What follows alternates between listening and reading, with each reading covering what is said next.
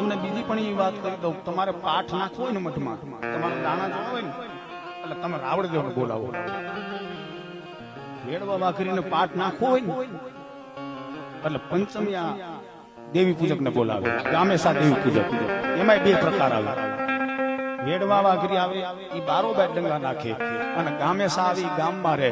એટલે વેડવા વાઘરીને પાઠ નાખવો હોય એટલે એ ગામેસા દેવી પૂજક ને બોલાવે, કારણ કે એનો જોશી કહેવાય. એટલે દેવી પૂજકે કૌશિક પીઠડિયાને કીધું, ભાઈ અમારી કાંઈ ભૂલ નથી, કદાચ અમારી બાઈઓ, અમારા છોકરા, અમારી છોકરીઓ બોલી ગઈ હોય, કદાચ અમારી દેવી તારા ઘર લગીને પોગી ગઈ હોય, પણ આની બાજુમાં અમારું કાંઈ ન હોય, અમારા જોશીને બોલાવવો પડે. તેથી કૌશિક પીઠડિયાએ કીધું, તમારો જોશી રહેશે ક્યાં? કે બેડલા રહેશે, મારા જ ગામમાં. કૌશિક પીઠડિયાનો મારામાં ફોન આવ્યો કે જીતુભાઈ,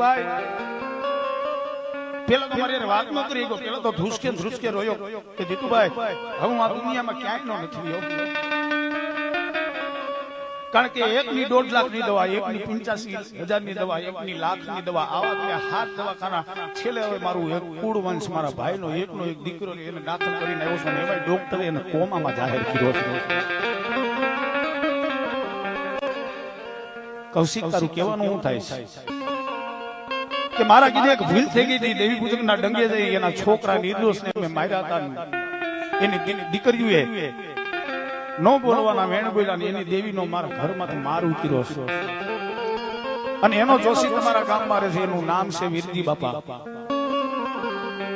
એ વીરજી બાપાને લઈને એકવાર અહીં ડંગા લગીને પોગી જાય ને તો એની દેવી જ્યાંથી મને છોડે ને ત્યાંથી મારે છૂટી જવું છે. સાહેબ, મેં એક ક્ષણનો પણ વિલંબ કર્યા વગર મોઢાની માલમાં પાણી પણ મૂક્યા વગર મેં કીધું, જો કોકની જિંદગી સુધરતી હોય, કોકનું દવાખાનું બસી જતું હોય, સીધો હું વીરજી બાપા ન્યા ગયો. ન્યા જઈને મેં એને વાહે બેહાર્યા, ગાડી વાહે, અને આના ડંગે લઈ આવ્યો. એનો વેદ ચાલુ થાય મુઠ્ઠી હતી. આ મુઠ્ઠીની માલપા જો દેવી કૌશિક પીઠડિયા તને છોડતી હોય ને તો આ મુઠ્ઠીની માલપા 3 મેરડી વધાવા દઈ જાય અને માથે લગાવડી વચન દઈ જાય, એટલે તું નારિયેલે છૂટો. પણ જો આ મુઠ્ઠીની માલપા 3 વધાવાનું વચન નો આવે ને તો વેદ બીજો બાંધવાનો આવે. એના વેદની હજી તમને ખબર ન પડે ને એનો મારે ઉલ્લેખ ન કરાય. ત્યાર પછીનો તાવાનો વેદ આવ્યો, તાવે છોડી નહીં. છેલ્લે મારે એ ડંગાની માલપા જોશીના અને દેવી પૂજકના પગ પકડીને એટલું કેવું પડ્યું, ગમે એમ તો આ બ્રાહ્મણનો દીકરો તમારી દેવીને રીઝાવો થયો. ઈ લોકોએ તો એવું કીધું હતું, કૌશિક પીઠડિયા, જો અમારી દેવી ગુલાબી માંડવો માંગશે તો તારી હાથ પેટી ભેગી થાય તો ગુલાબી માંડવો નહીં દેવાયો. ત્યારે મારે એના પગે લાગીને એટલું કેવું પડ્યું કે જો તમારી દેવી મારું ભેખનું માન રાખતી હોય, મારા રાવણનું માન રાખતી હોય તો હું એક વાત બાંધું, એની માટે તમારી દેવીને પૂછો કે કૌશિકને છૂટો કરી દેશે.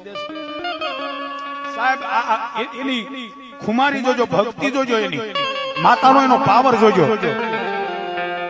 એની બાયુ, એના છોકરા, એની છોકરીઓ રોતા રોતા એવું કીધું કે રાવણદેવ, આ કૌશિક પીઠડિયા બ્રાહ્મણ છે, એને નારિયેલે અમારી દેવી છોડી દે તો અમારો રાજીપો છે.